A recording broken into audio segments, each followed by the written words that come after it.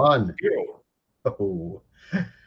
Well, good evening, everybody. It's Brendan Baylod from the Great Lakes Shipwreck Research Group and the president of the Wisconsin Underwater Archaeology Association.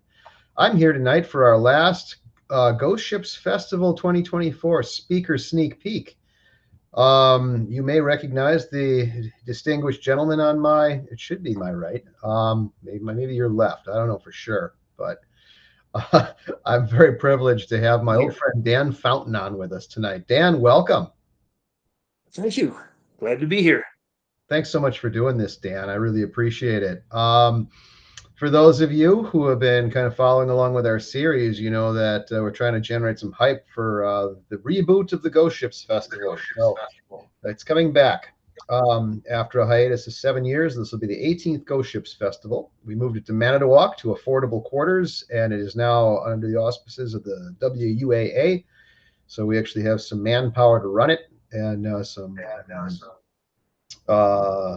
help. So um, that said, we've got a great selection of exhibitors, presenters, and I'll be honest with you guys, we didn't know this was going to happen, but it's really sold well. It's going to be a well attended event. We have all the booths sold, all the volunteer slots are filled.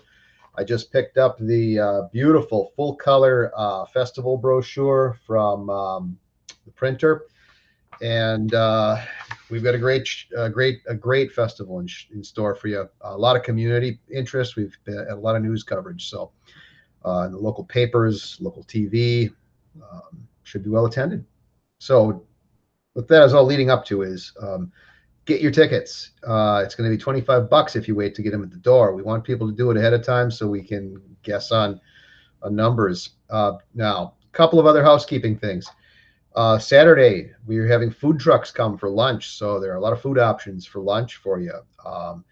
We have a couple of dive clubs bringing a really nice spread of food. It's going to be put out in the hotel lounge and bar, which we have reserved for the whole weekend. So that's available Friday, all throughout the whole show, basically.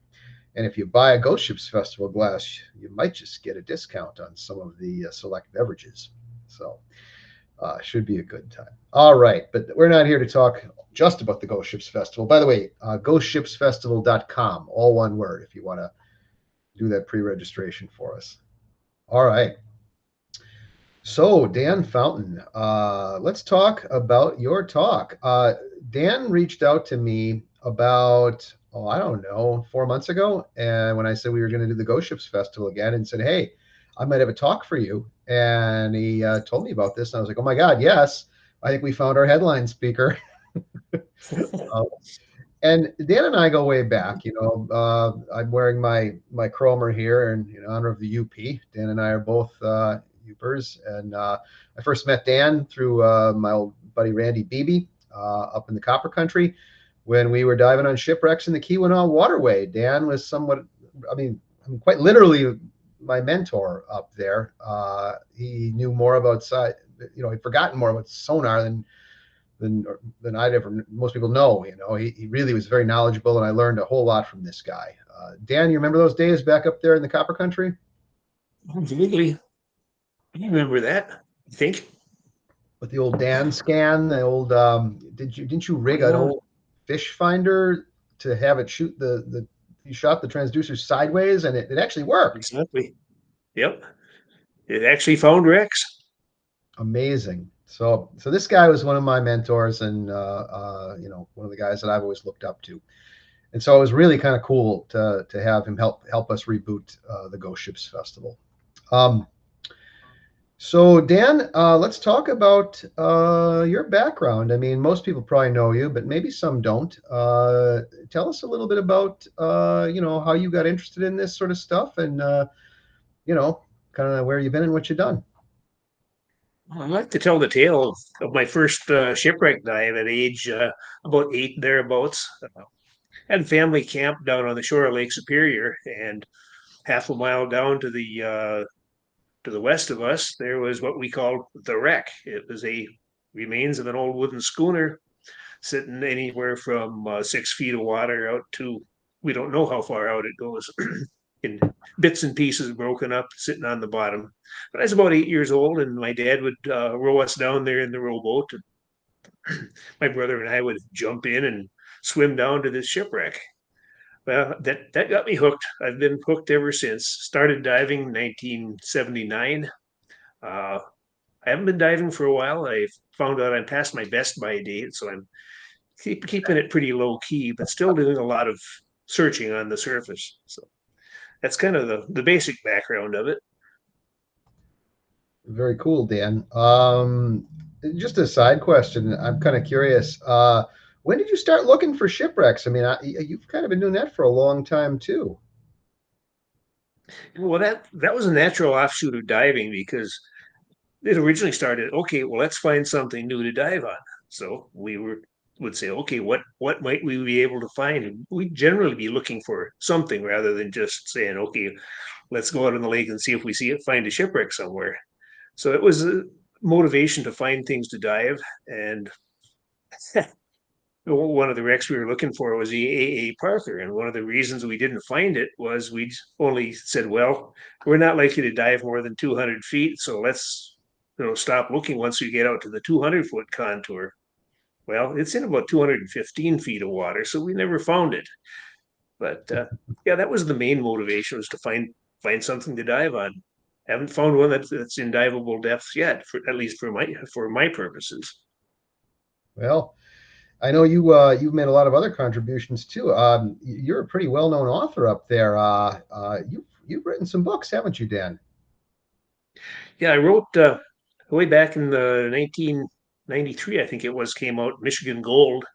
Uh, got Lake Superior magazine ended up publishing that for me, and around 2013 we decided it's well on to time to expand that, revisit it, fix all the typos that I had in the first one, and came up with a revised edition we called Michigan Gold and Silver. It expanded the book somewhat, and it just recently went out of print. So if you can find a copy of it online, snag it up because they're getting scarce, and I'm going to be charging a lot of money for the ones I have. Few of the copies that I have left, they're now collector's items.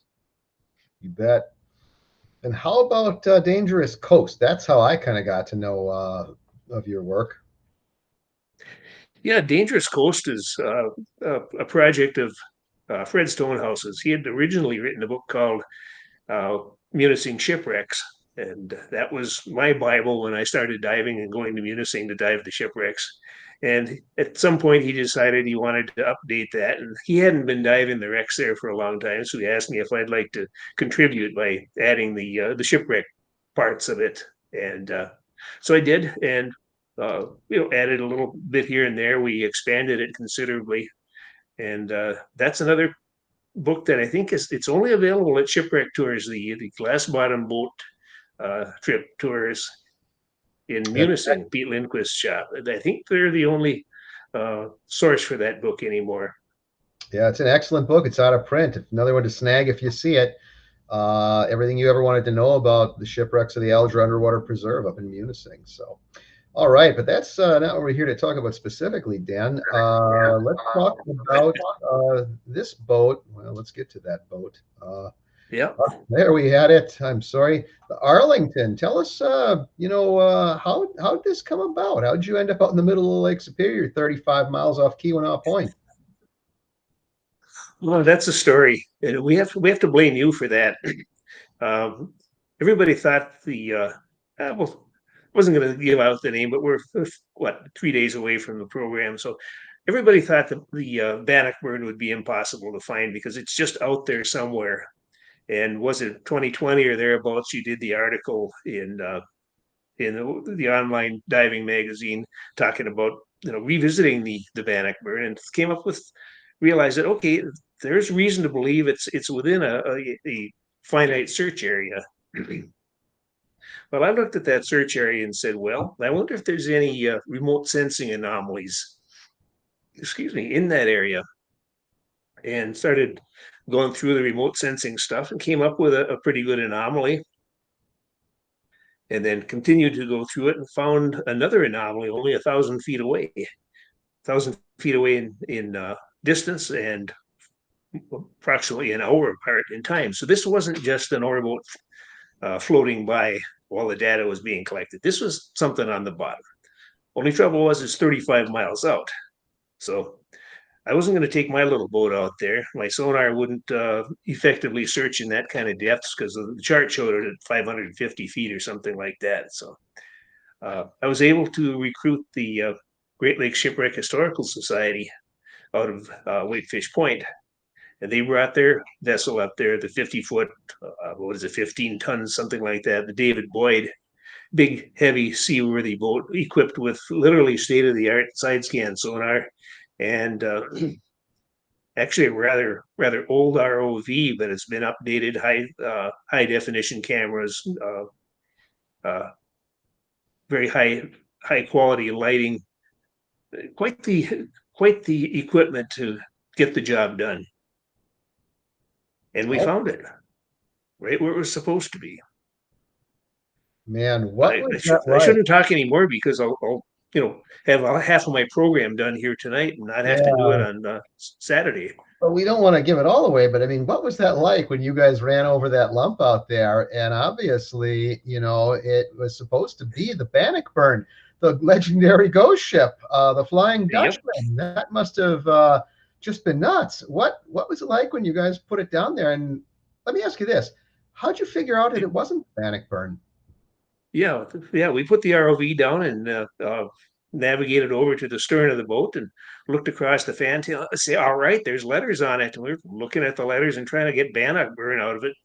And it didn't spell Bannockburn. We finally figured out that it did spell Arlington. So at first we were disappointed until we learned the multiple stories that go along with it. The main one being that Captain Burke that we see here on the screen went down with his ship, and that's a mystery. We'll be exploring that mystery somewhat on Saturday, but I'm not sure that we have a solution to it yet. What's interesting to me about it is I remember, Dwight Boyer wrote this up, and I can't remember which of the books it is, but he calls him Tatey Bug Burke. And he basically kind of says that he thought he was a little bit touched because why would you do that? He thought he did it on purpose. And then there was some controversy because his descendants, his family, took umbrage with that and said, no, he was a completely sound mind, and he wouldn't have gone down with that ship unless, he got stuck or something happened. That's all I know about it. And it's from remembrance of Mhm. years ago. But have you been able to find any new information or get contacted by any descendants? We've found quite a bit of information about that. And mostly it's people who knew him stating their theory, figure, why did this happen? Some figure he went back in his cabin to get the ship's papers and bring those abandoned ship, and the ship had quite a list on it by that point. That being a big heavy guy, he fell and couldn't get up. The family suspects that maybe he had a stroke. The family has a history of heart disease, but nothing that really points a finger at what happened. So that's still a mystery. And it may remain one. So you talked about the society up there and their state of the art equipment. This Dan, when we were looking at the video, I thought he had sent me some stock NOAA video or something from an ocean wreck. This is the actual side scan image of the Arlington taken at 900 kilohertz. This blew my socks off, boy. Those guys have quite some equipment on the Boyd, don't they? They do. They're actually a test bed, a beta test site for Marine Sonic in developing their sonars. So I know there were a few years back they were saying, well, we're having such and such isn't working on the sonar, but Marine Sonic's coming up, and they took care of it and solved the problem and improved the sonar. And every year it gets better. So I'm not sure how they can beat what they've got now. What a nice image. And I mean, this is, pretty much archaeological quality. You really can see the layout of this ship. This isn't a huge ship, though, is it, Dan? Isn't this like in the 400-foot class or so? It's 244 feet between perpendiculars, so Oh, little. it's So it's small. like It, what would it you was call that? A package freighter? Yeah, this was a canaler. It was Now, actually a canal bulk freighter. yeah. So tell me, Dan, what's the future hold for this this site now. So I mean, this is way out there. It's pretty deep. I'd be surprised if really anybody else is ever going to look at it after it's been found and kind of surveyed once. You guys going to do any more work on it? We didn't get nearly as much video as we wanted to on the previous trip. Uh, it was basically the first good test drive for the ROV for the year, and it took a while to get all the bugs worked out and get that working. So we didn't get nearly as much surveying done on the wreck as we'd like. So we're planning on getting back out there this summer and Cool. getting at least lots more video of it. There's a lot of places that we didn't even visit. Very neat. Very neat. I think you're going to be out there the same time I'm going to be out at Al Royal. Maybe we'll run into each other if I get washed away from the island. um, so I guess, wreck like this, speaking from experience, when we found the Trinidad, you know, it gets pretty crazy after a news release for something like this. I got to think that this has been a real wild ride for you with all the uh, interviews. And is it starting to die down yet? It's starting to. It was really busy for the first couple of days. I haven't been fielding all the calls on it. It's fortunate that the Shipwreck Museum has a content and media director, and he's been fielding the calls. He said he was talking to so many people, he lost his voice. Uh, the last, I think it was the second day I heard from him, he said, I just got off the phone with a reporter from Seoul, South Korea. So it's very much has been international. I've, Yeah, I've it's talked interesting. to. I was going to say I've probably made 20 or 30 interviews already. It's interesting how much publicity and interest there is across the world about these things. We found that with the Trinidad too. It's like the international community seems to like it when these wrecks are found in the Great Lakes, and I have to say it's because there aren't too many places where the wrecks are preserved like this and in this kind of condition, and you come up with these sort of mind-blowing images of these sites. So, well, Dan, congratulations to you and to the folks at Whitefish on you know, solving, at least partially solving, the mystery of this frankly famous lost ship on the Great Lakes. Oh, it's been a lot of fun, and I'm looking forward to presenting Saturday night at Ghost Ships. It'll be good to be back. Well, folks, you got to, if you want to meet Dan in person and come and hear the talk, come to the Ghost Ships Festival. He may just sign your books if you bring some old Dan Fountain books. He's been known to do that if you're nice to him. Usually, if you buy him a beer, he'll even sign more than one. So, Dan, anything else that you'd like to cover before we wrap it up? I think we've given away enough. We have to wait till the presentation on Saturday to get the rest of it. All right. Yeah, that's true. We don't want to give it all away. I got a couple of people asking me today, are you guys going to live stream the Ghost Ships Festival? I said, well, no, because then why would you come, right? If you, Yeah. but there is a big reason to come, and it's a real big social event. It's a place where you meet people, you network, you get to know other wreck hunters, you get to know underwater technologists, you get to know historians, people who can help you out, and it's a great time, so it is something not to be missed. You want to get out there in person and attend these things. It's well worth doing. And plus, how else are you going to get your Ghost Ships t-shirt and your Ghost Ships beer glass? So come to the event, guys. All right, let's get it wrapped up, Dan. Thanks so much for joining us. Everybody, do go to ghostshipsfestival.com, get your tickets. We are pretty full. And so you want to get those fairly soon. If you don't have your rooms yet, it's a big hotel.